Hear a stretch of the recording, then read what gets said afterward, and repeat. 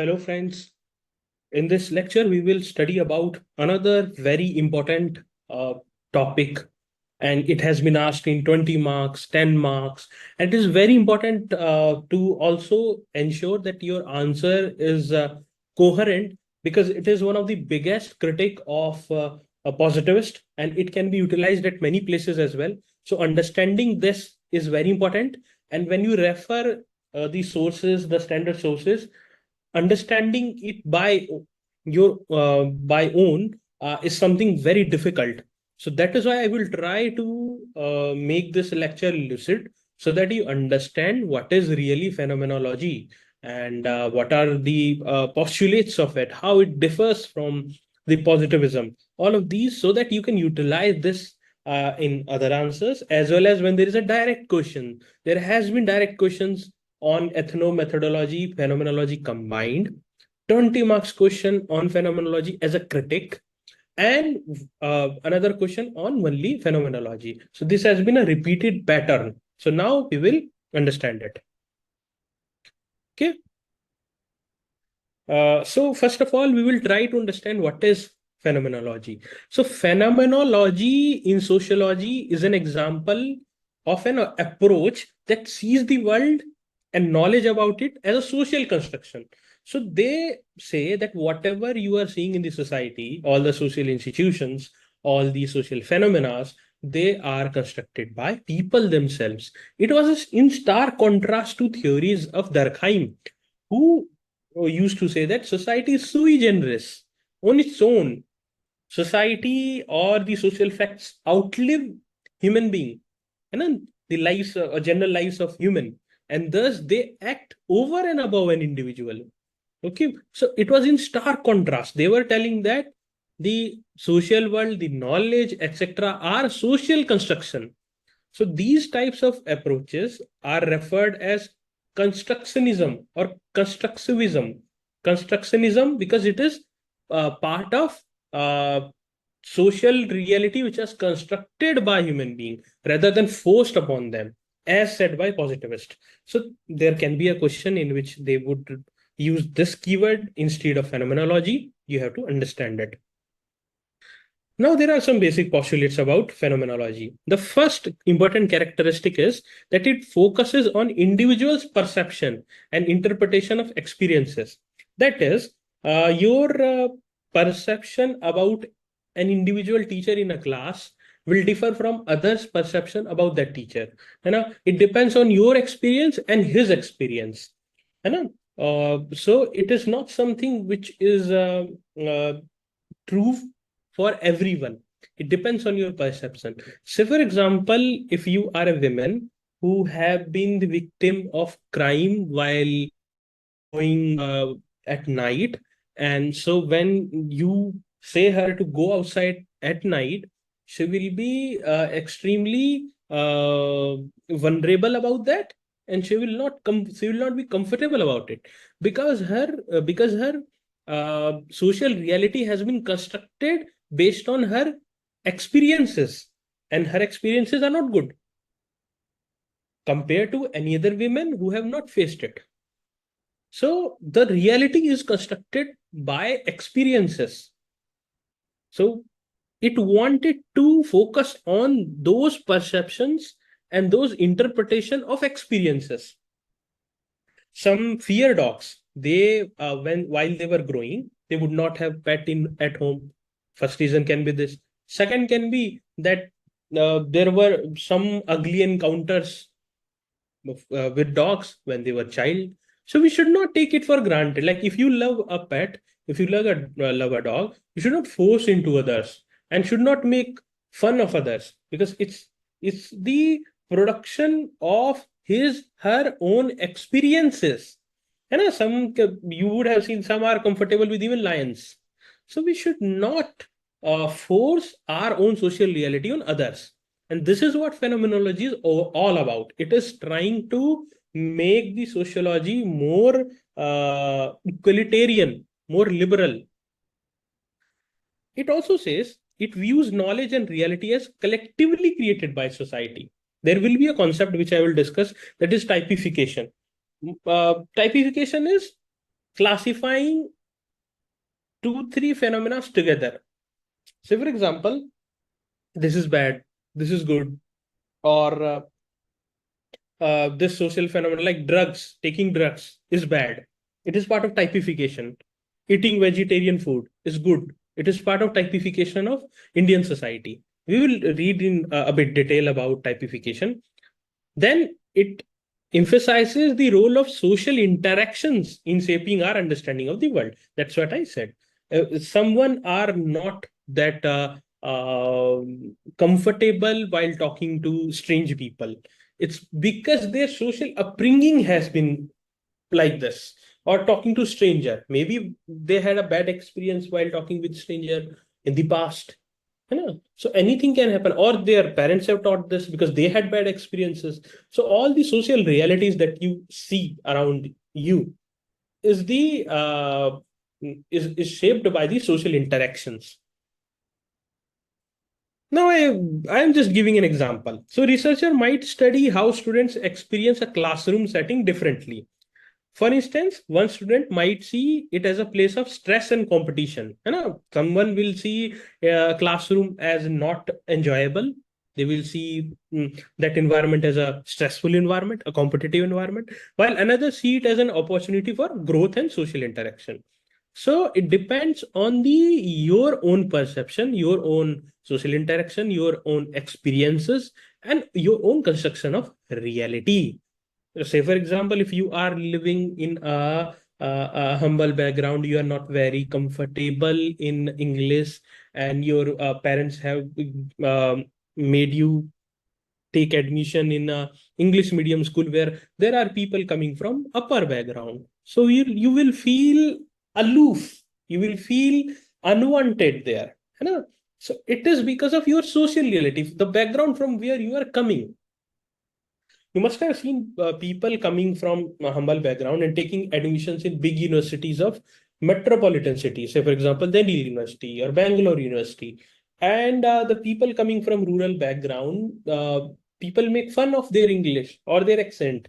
So these are quite normal things because they are not understanding what is the social reality of the person coming. He had faced a lot of challenges to come here.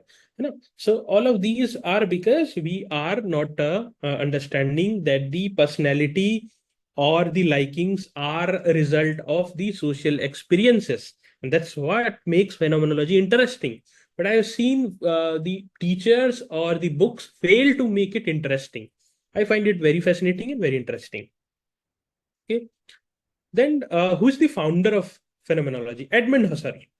So he was the one who founded phenomenology, but he was not the one who introduced phenomenology in sociology. It was Alfred Shoes, but he was the founder in general means this kind of methodology. He focused on studying consciousness, what is going on in the mind while you are doing a certain work. So, for example, if you are going outside and you see someone in need and you go and help him or help her.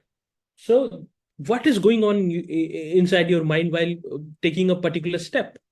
Or if you are not helping, then what is going on inside your mind? That process, that perspective, that experience, that consciousness, phenomenology wants to learn it. He introduced a concept known as bracketing. So which means setting aside assumptions about the world to focus only on the experience itself, not any biases, not any assumption. Just focus on the experience. Just focus on experience.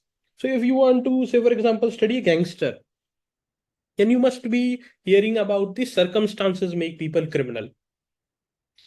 No amount of circumstances can make the action, the heinous crimes correct. But there is a perspective to understand it, how people are becoming criminal in a society, so that we can alter the social milieu in such a way that it provides just conditions to make just people. If you see the 1980s to 2010, not 2010, 1980s to early 2000. the condition of the state of Bihar or Uttar Pradesh was such that there was a lack of law and order. There was a lack of just society. And there were lots and lots of gangsters coming out of these two states. So much so that it was called as Gunda Raj or Jungle Raj.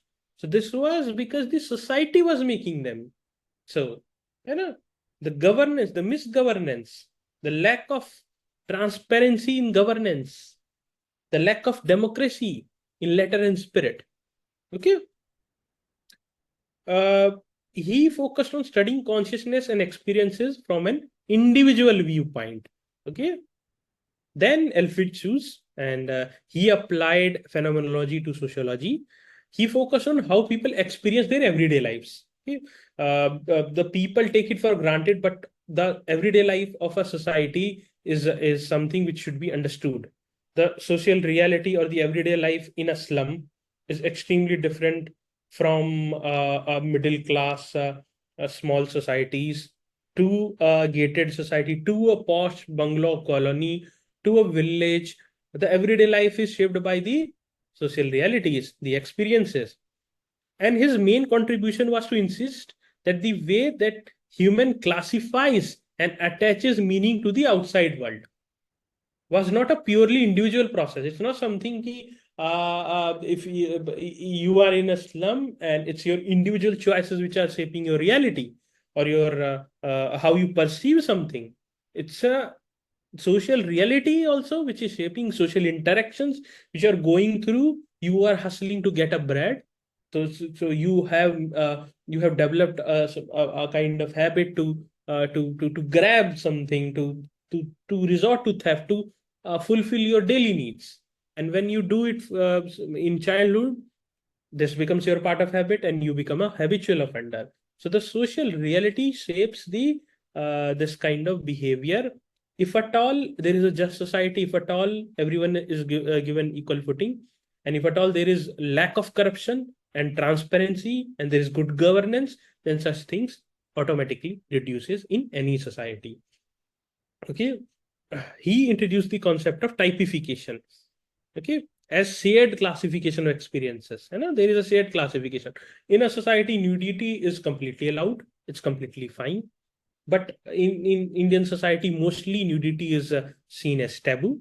So it's because we have typified it. We have classified such behavior. Okay.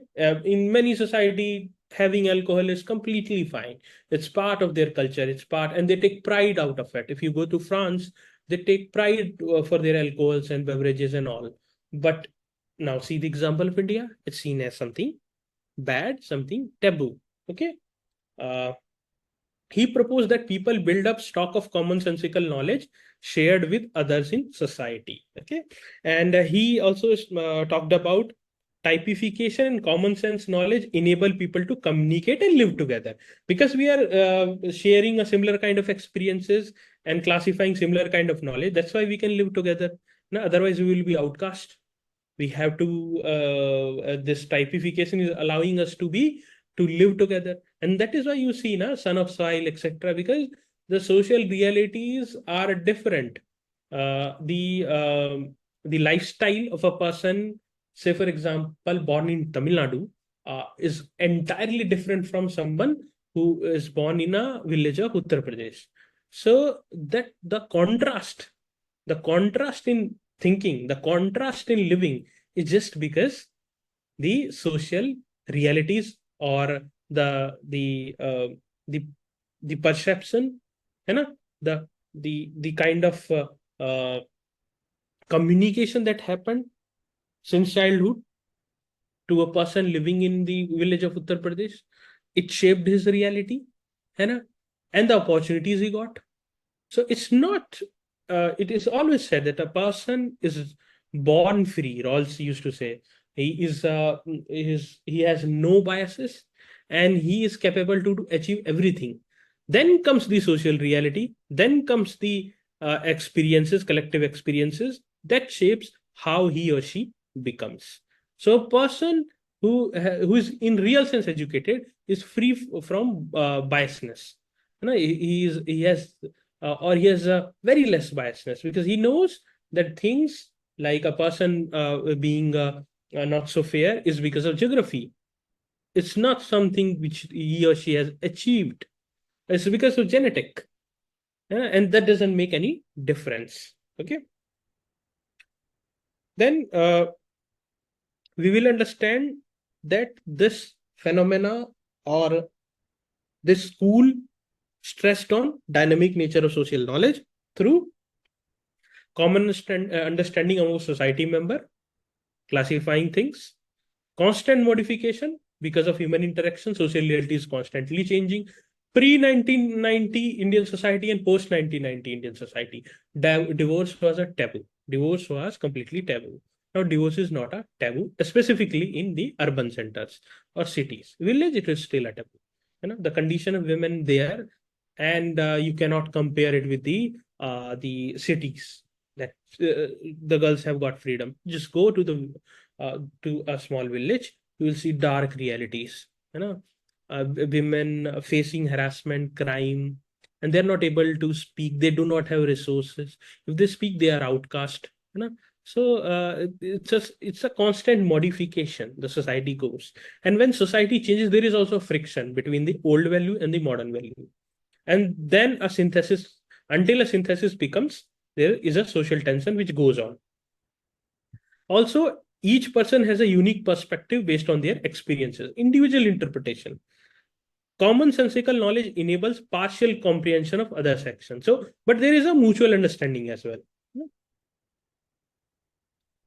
Now, there is a difference between positivism and phenomenology. Positivists say that reality is objective. Phenomenology says that reality is subjective. It's shaped through human experience. It's not something forced. It's not something forced from above. Okay. Positivists say that facts can be measured. Phenomenology says that meanings are imposed. Positivism says that classifications are based on objective criteria without any biases. Phenomenology says that classifications are social constructed by society. What is good? What is bad? Eh? Or marrying in the same community, or the marriage age, or the what type of job is good. In some society, business is seen as something, a part of greed. In some society, working hard or amassing money is seen as a good thing, specifically in Protestant ethics. So it's something which is classified as a social construct, and they believe that it is not possible that you can objectively measure and classify the world. And these meanings and classifications makes up the social reality, and they are part of social construct. Okay, so this is a basic difference, and there is an example of study of juvenile justice. Police and juvenile officers had the problem of classifying the behavior of juvenile into the category delinquent and non-delinquent. So Securel did not find this process to be objective. It largely depended on the stereotypes of the typical delinquent held by the official. So this is delinquent or this is not delinquent. So it depends on what type of perception that official has, how his social reality is constructed, what are the perception that he has. So this is a broad idea. I think now you would have understood what exactly phenomenology is, and I'm sure that any question if comes, you will be able to handle it with a precision and with comfort. So this was the lecture, and thank you very much. Take care. Best wishes.